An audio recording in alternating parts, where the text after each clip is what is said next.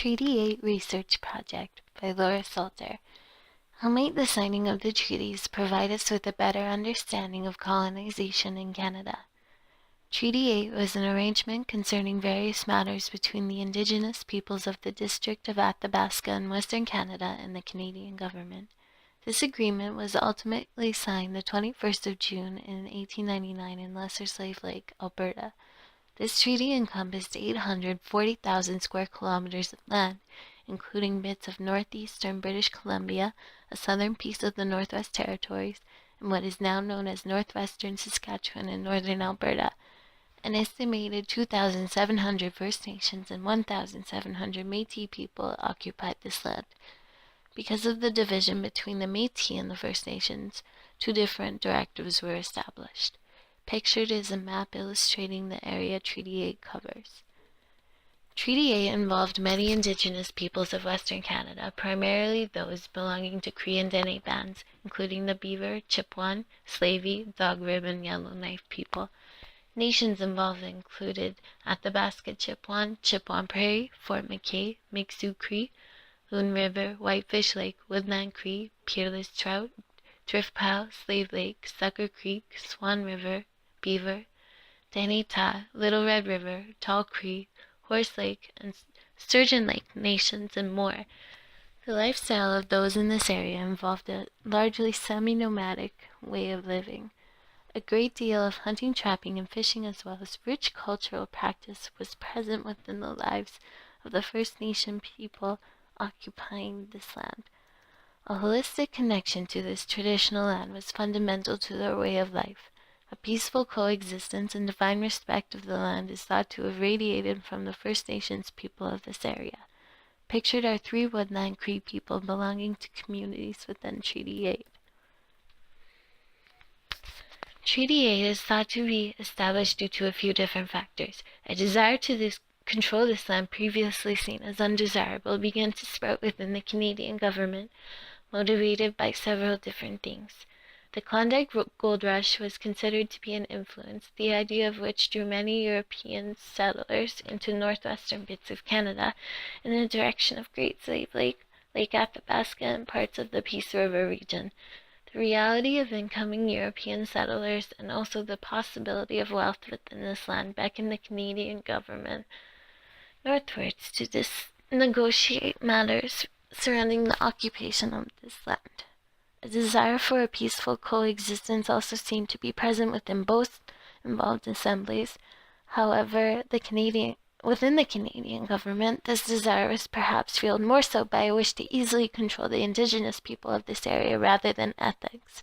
To engage in military action as neighboring Americans would be financially exhausting for the government of Canada.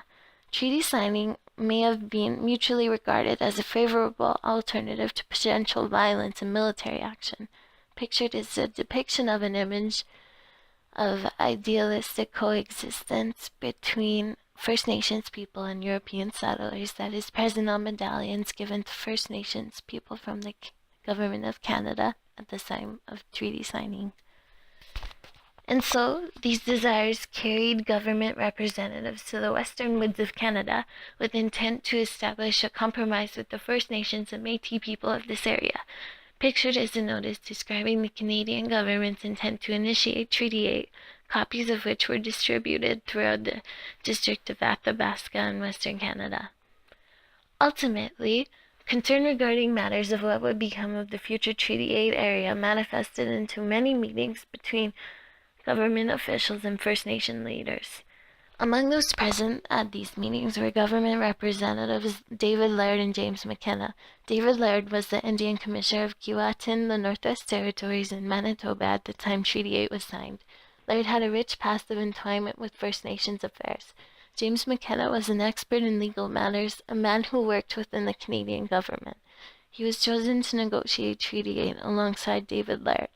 Pictured above is David Laird negotiating Treaty 8 in Alberta. Chief Moberly of the Dene Nation in Fond du Lac, also known as Maurice Piche, was also involved in this. Chief Moberly was a man known as a talented hunter of caribou. It is said that he was reluctant to sign Treaty 8, that he felt some bits of the treaty were unfair, but eventually he did sign. Many First Nations leaders were involved within the negotiations of Treaty A, pictured as Chief Moberly. For those that were Métis, the idea of scrip was presented.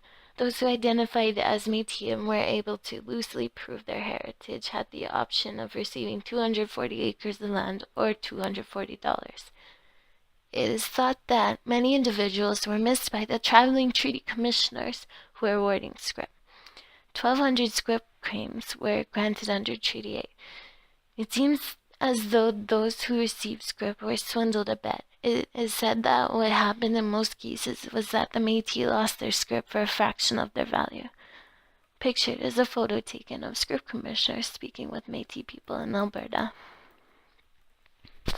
Most Treaty A negotiations are said to have taken place over the summer of 1899, as representatives of the Canadian government visited many areas throughout Western Canada, discussing provisions surrounding what would become the Treaty A region with First Nations leaders. Government-employed interpreters communicated desires and thoughts regarding the treaty between government representatives and First Nations leaders. It is said that some pieces of the treaty were not communicated clearly at all to the First Nations people, as much of the legal jargon used by government representatives was wildly unfamiliar to the First Nations people. Ideas could not be communicated correctly or fairly. The language barrier was extremely difficult to overcome in many ways. A general idea that the First Nations people were also swindled a bit is present in contemporary circles. Pictured is a photograph of Treaty 8 negotiation taking place in Alberta. Treaty negotiations were said to be sealed by ceremony including both First Nations and government protocol. Treaty 8 was sealed by the smoking of the peace pipe, an astoundingly profound practice which, within First Nations spirituality, is said to invite the Creator to witness the event, a demonstration of the significance of the signing. To the First Nations people of this area, the treaty was a sacred promise to be honored. As long as the sun shines, grass grows, and rivers flow. It is easy to insinuate that from a First Nations perspective, the treaty was a sacred promise. Pictured is a peace pipe said to be used by Plains First Nations people that was also used in treaty ceremony.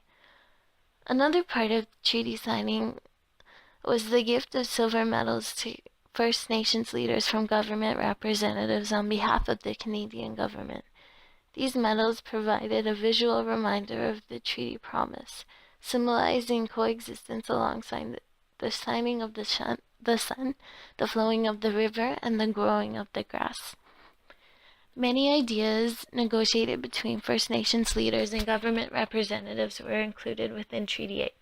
First Nations people were to live similarly to how they had been traditionally.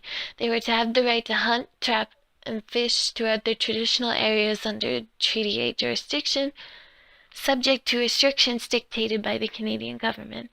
Areas that were to be occupied by settlement, trade, and mining or lumbering, which were to be utilized by the Canadian government and European settlers, were supposed to be avoided.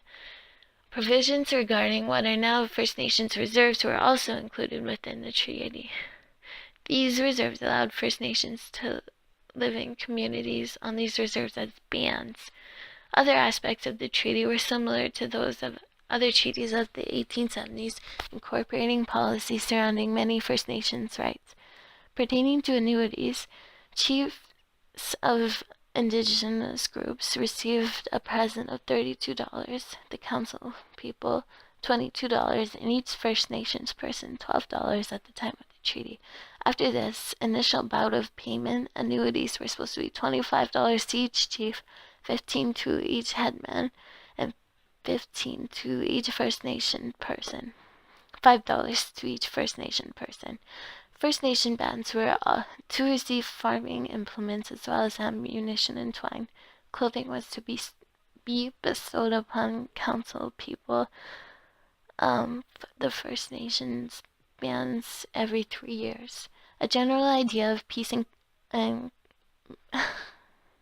peaceful coexistence was insinuated, though this particular idea may have just been a bit of a blanket hiding greedy ulterior motives of the Canadian government.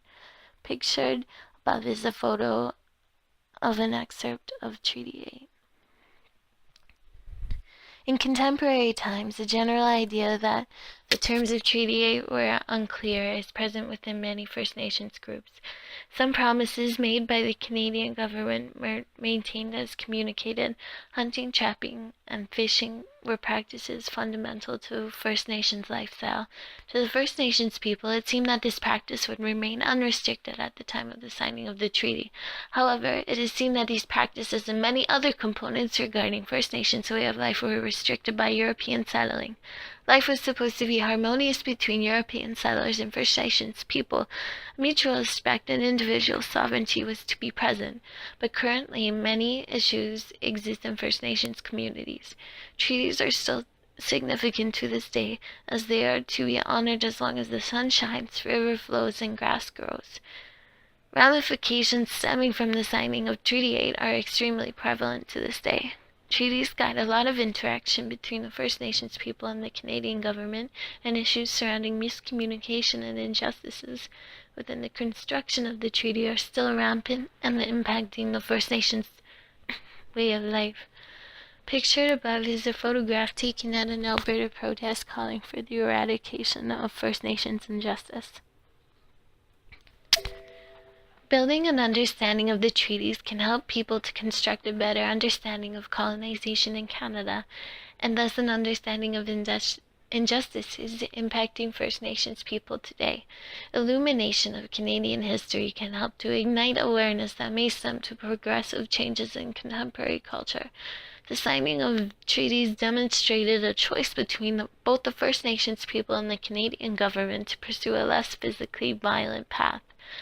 But it was also the reinforcement of the notion that the behavior of the Canadian government was fueled more so by the desire for wealth and control, while the behavior of the First Nations people was fueled more so by a desire for peaceful coexistence. It is evident that colonization in Canada was an intricate matter with a diverse palette of effects. By understanding the treaties, people may understand the impact of colonization and therefore the current state of the relationship between First Nations people and the Canadian government, as well as European settlers.